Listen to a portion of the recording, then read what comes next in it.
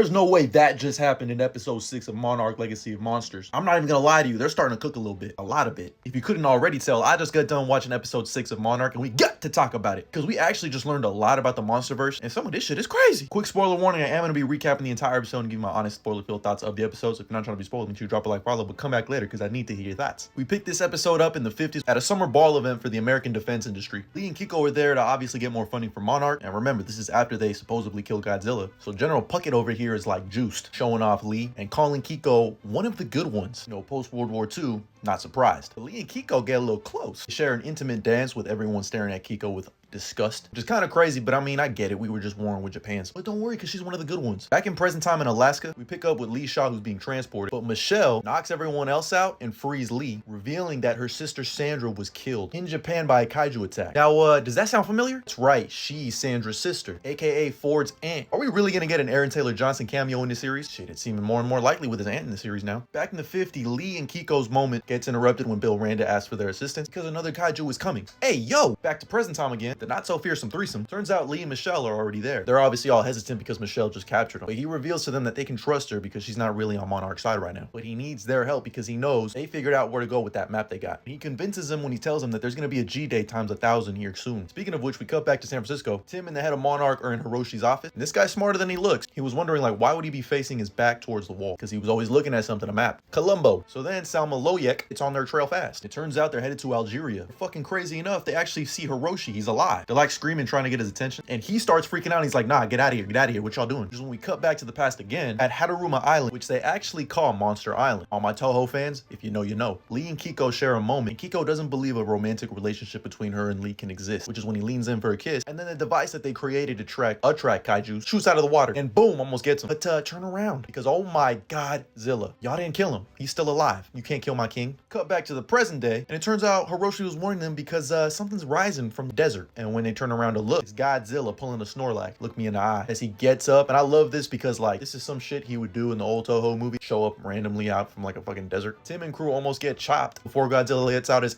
I should have deleted that clip. Kate's probably freaking out right now, having flashbacks to San Francisco. And then we get him the Godzilla back shots.